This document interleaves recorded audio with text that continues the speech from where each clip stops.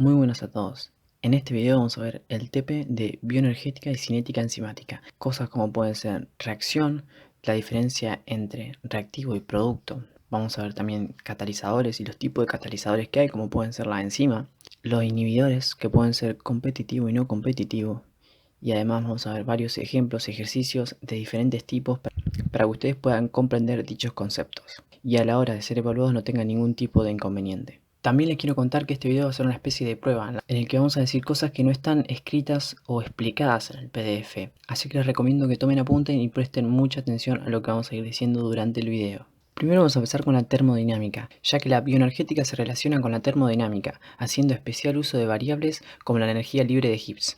La termodinámica es la parte de la física que estudia la acción mecánica del calor y las restantes formas de energía. En ella se redactan diferentes principios, de los cuales solamente nos van a interesar los dos primeros. El primer principio, en palabras simples, lo que dice es que la energía total del universo se mantiene constante, ni se crea ni se destruye, solo se transforma. Para dar un ejemplo, cuando nosotros andamos en auto, la energía generada por el motor no solamente es transformada en energía cinética, sino que también es transformada en energía en forma de calor, por ejemplo, ¿sí? Cuando se calienta el motor, también es transformada en sonido. También se pierde energía en forma de fricción, ¿sí?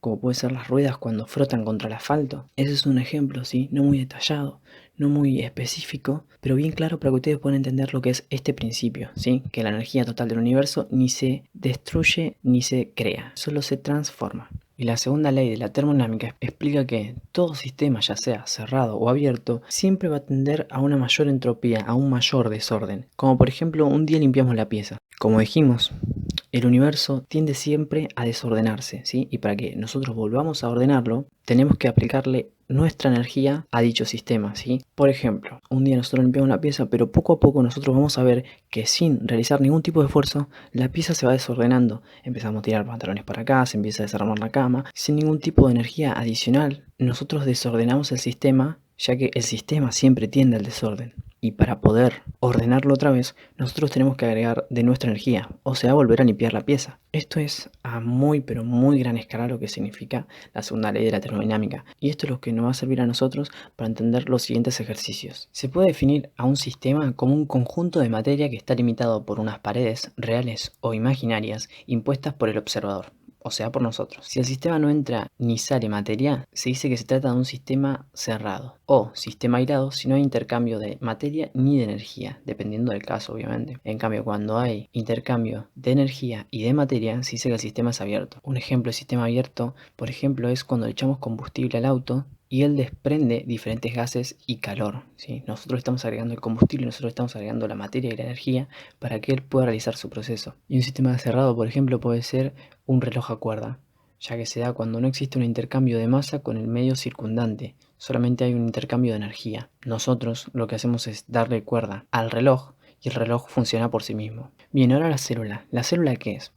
La célula es un sistema abierto ya que intercambia materia y energía con el entorno, para luego procesarla y almacenarla. Las sustancias que se incorporan ingresan a una red de reacciones químicas en las que estas sustancias se degradan o se utilizan para la construcción de compuestos más complejos. Antes de pasar a los ejercicios me gustaría explicarles ciertos conceptos como pueden ser la entalpía, energía libre de Gibbs, entropía, etc. Empecemos por reacción. Es un proceso mediante el cual ciertos compuestos llamados reactivos se transforman en otros compuestos llamados productos. Una vez entendido esto, pasamos a lo que significa entalpía, que es la cantidad de energía que un sistema intercambia con su entorno, y la denominamos con la letra H. Luego está la energía libre de Gibbs, que es un potencial termodinámico que se puede usar para calcular la energía que necesita cierto cuerpo para realizar un trabajo determinado, que la vamos a denominar con la letra G. Y luego entropía, que es una magnitud termodinámica que indica el grado de desorden molecular de un sistema, y la representamos con la letra S.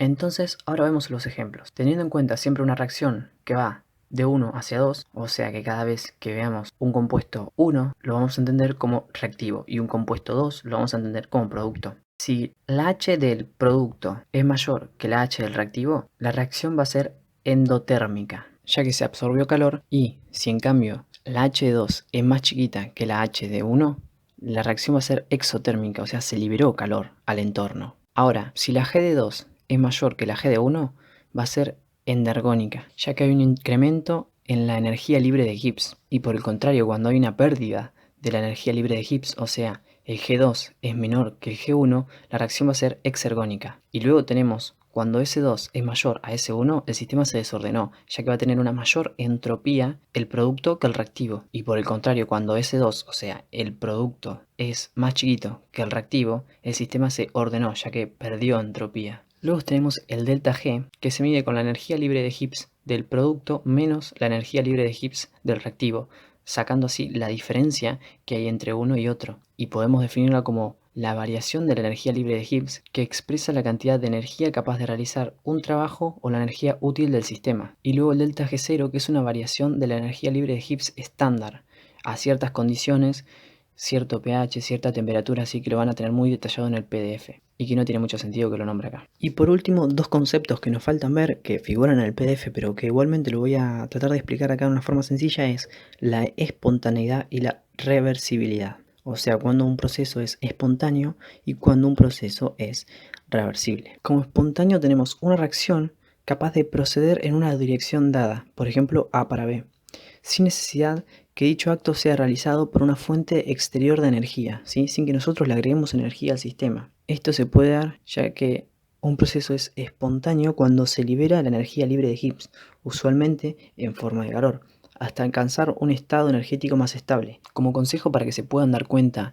cuando una reacción es espontánea o cuando no es espontánea, vemos el delta G, que como dijimos el delta G es la diferencia entre la energía libre de Gibbs de un producto menos la energía libre de Gibbs de un reactivo. Entonces hacemos la cuenta y siempre que la energía libre de Gibbs nos dé negativa, ese proceso va a ser espontáneo a esa dirección dada. Ahora sí, el delta G nos da positivo, el proceso o la reacción química no es espontánea en esa dirección, sino que puede ser espontánea en la dirección inversa. Lo vamos a ver igualmente de una forma práctica en un ejemplo ahora, pero teóricamente es eso. Y la reversibilidad, que es la capacidad de un proceso de ser reversible, o sea, de ser tanto de A para B como de B para A. Y un proceso es reversible cuando el delta G es muy cercano a cero, o sea, cuando la diferencia entre un producto y su reactivo es muy cercana a cero. Como esto tengo un ejemplo. Si vemos una reacción en la que, por ejemplo, choca Juan con Pedro en la bici a una velocidad muy baja, o sea, una energía muy baja, como mucho se pincharon una goma, o sea, se puede arreglar la goma, puede ser reversible dicho proceso. En cambio, si chocan a una velocidad muy fuerte, hay mucha energía entre ellos dos, lo más posible es que se rompa la bici y no sea un proceso reversible, o sea, no podamos arreglar la bici. Esto es un ejemplo de reversibilidad. Cuando el delta G es muy cercano a cero, el proceso es reversible. Ahora, cuando tenemos un delta G de 57, el proceso claramente no va a ser reversible. No vamos a poder arreglar la bici de Juan o de Pedro. Bien, una vez terminado con todos estos conceptos, que como ya dijimos están muy detallados en el PDF y se pueden dar una leída por ahí, vamos a lo que nos interesa, que son los ejercicios, cómo se realizan y qué significa cada parte del ejercicio. Tenemos una reacción en un gráfico de energía versus coordenada de reacción, o lo que es lo mismo, energía en el eje vertical y tiempo en el eje horizontal. Y vemos que en el primer gráfico es de A para B. A para B tiene un estado activo de 9 calorías por mol. ¿Qué es el estado activo? El estado activo es la energía que necesita alcanzar dicho reactivo para poder transformarse en un producto. Como vemos acá, el estado activo de A es de 9 kilocalorías por mol. O sea que vamos a poner que A, por ejemplo, valga 6 calorías por mol. Para poder pasar a B, primero tiene que llegar a 9 kilocalorías por mol. Y luego E, A minúscula, hace referencia a energía de activación. La energía de activación es la energía necesaria para que A llegue al estado activo. ¿Cómo la calculamos? La calculamos con estado activo menos el G de A. Pasado a números en este problema sería 9 kilocalorías menos 6 kilocalorías, que da energía de activación de 3 kilocalorías por mol. Esto significa que A, que posee 6 kilocalorías, para llegar a su estado activo, que es 9 kilocalorías, le hacen falta 3 kilocalorías para poder convertirse en un producto denominado B. Y en el segundo gráfico vemos cómo se comporta la misma reacción, pero bajo la influencia de una enzima llamada T, por ejemplo. ¿Qué es lo que hace una enzima? Bien, una enzima es un tipo de catalizador orgánico. ¿Qué significa catalizador? que lo que hace es bajar el estado activo, hace que la energía de activación sea más corta, por ende hace más fácil realizar la reacción de A para B. Y la enzima es un catalizador orgánico ya que actúa en condiciones fisiológicas, en condiciones de células humanas. Una enzima, para que A para B sea más fácil realizarla, baja el estado activo. Como vimos en el ejemplo anterior, sin enzima el estado activo es de 9 kilocalorías por mol. En cambio, bajo la influencia de esta enzima llamada T, el estado activo baja y pasa a ser de 7 kilocalorías por mol.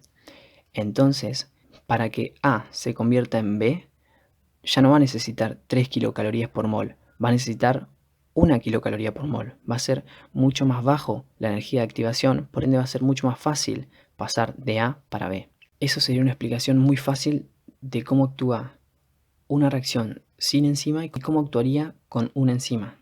Y ahora veamos cómo se comporta una reacción sin inhibidor, con un inhibidor competitivo y con un inhibidor no competitivo. Y para esto debemos definir qué es el Km y qué es la velocidad máxima. El Km es la concentración de sustrato que necesita dicho compuesto para llegar a la mitad de la velocidad máxima. Cuesta un poco entenderlo a primera, pero lo vamos a ir entendiendo a medida que vamos pasando por los ejercicios. Bien, tenemos que un compuesto denominado A, por ejemplo, sin inhibidor tiene un Km de 3 milimolar y una velocidad máxima de 20 molar por minuto. El mismo compuesto con un inhibidor Z, que no sabemos si es un inhibidor competitivo o un inhibidor no competitivo, tiene un Km de 7 y una velocidad máxima de 20. Y con otro inhibidor, llamado inhibidor H, vemos que el Km se mantiene en 3, pero la velocidad máxima baja a 15. ¿Cómo hacemos para darnos cuenta si es un inhibidor competitivo o un inhibidor no competitivo? Primero tenemos que saber qué hace cada inhibidor. El inhibidor competitivo lo que hace es subir el Km. Cuando subís el Km, bajás la afinidad por dicho sustrato. Vamos a explicarlo con manzanas, por ejemplo. Yo tengo 2 manos y sé que con estas 2 manos puedo pasar de un cajón a otro 30 manzanas por minuto. Ahora, si a mí me ponen una naranja, por ejemplo, que sería un ejemplo de inhibidor competitivo, me va a costar más ya que tengo que identificar qué es una manzana y qué es una naranja. Pero una vez llegado a la velocidad máxima, esa velocidad máxima va a seguir siendo constante y va a seguir siendo igual que como si me pusieran todas las manzanas. En cambio, si a mí se me lesiona un dedo, por ejemplo, que vendría a ser un ejemplo de inhibidor no competitivo, yo ya no podría pasar 30 manzanas por minuto, sino que esta velocidad sería un poco más baja, por ejemplo de 20 manzanas por minuto.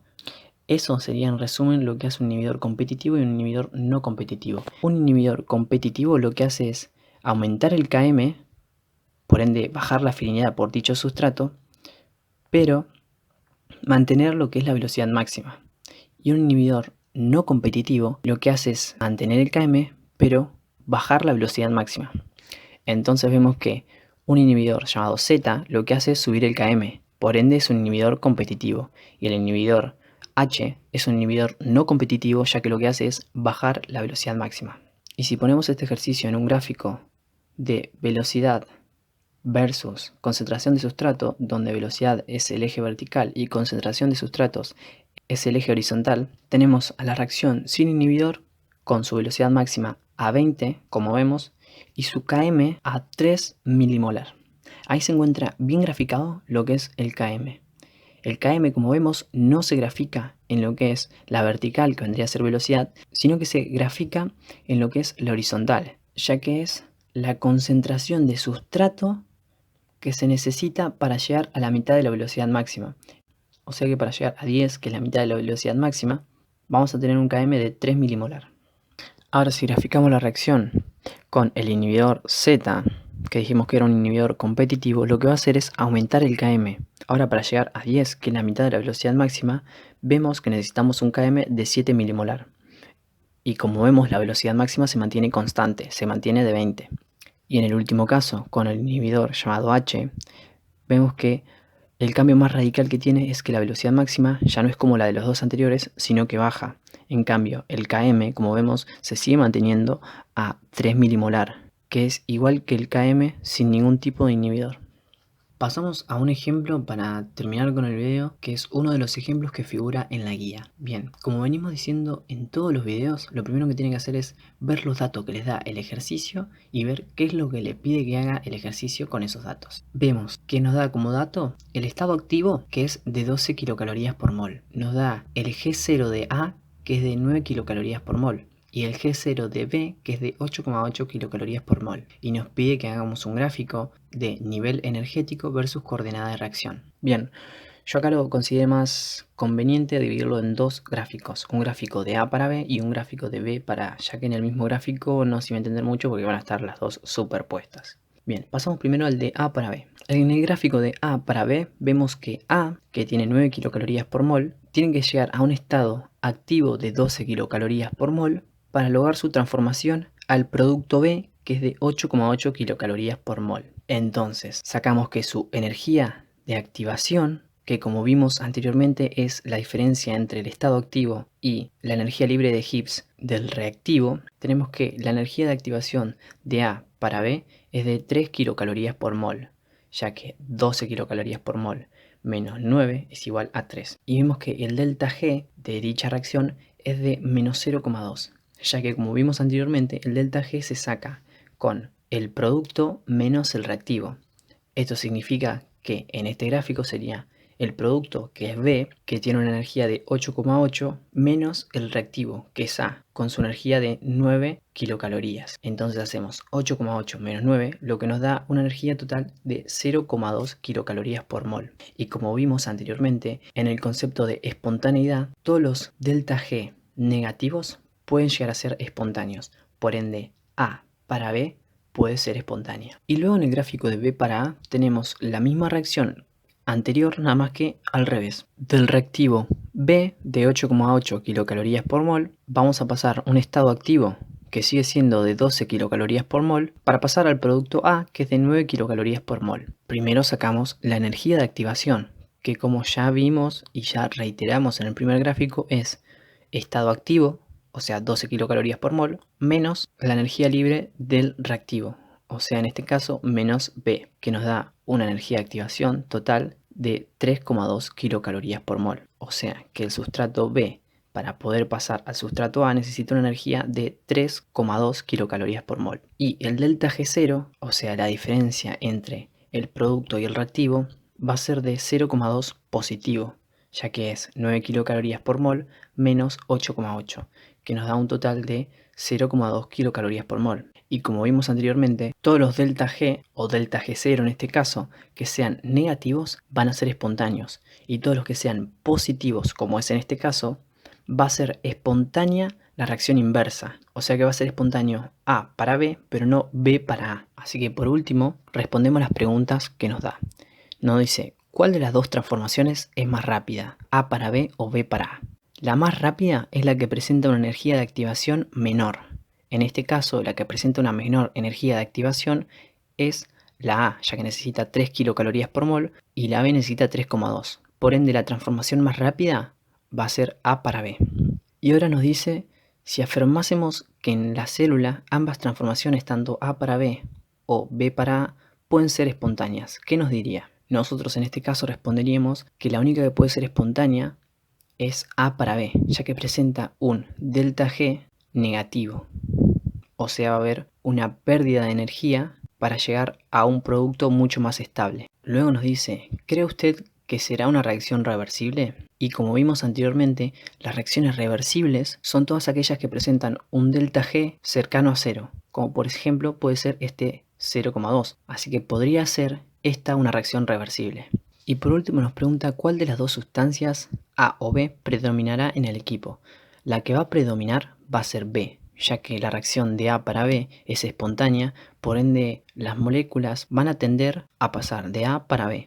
O sea, va a predominar el producto B sobre el producto A, ya que el producto A está dado por la reacción B para A, la cual no es espontánea, o sea, necesita un aporte de energía y no puede ser dada por sí sola. Espero que hayan podido entender lo que es este ejercicio, lo que es el TP entero, que es un TP que primero hay que entender muy bien la teoría y ver qué se refiere con cada término, y una vez entendido eso podemos pasar a los ejercicios, que es más que nada rebuscárselo un poco para cómo llegar a dicha respuesta. Así que nada, si estás viendo este video de Instagram, te invito a que entres al video de YouTube, en el cual va a estar explicado mucho más a fondo cómo llegamos a cada uno de estos procesos. Y nada, les deseo una buena semana y cualquier duda que tengan nos pueden mandar tanto en la casilla de comentarios o por nuestras redes sociales que van a estar figurando en la descripción del video. Un abrazo enorme.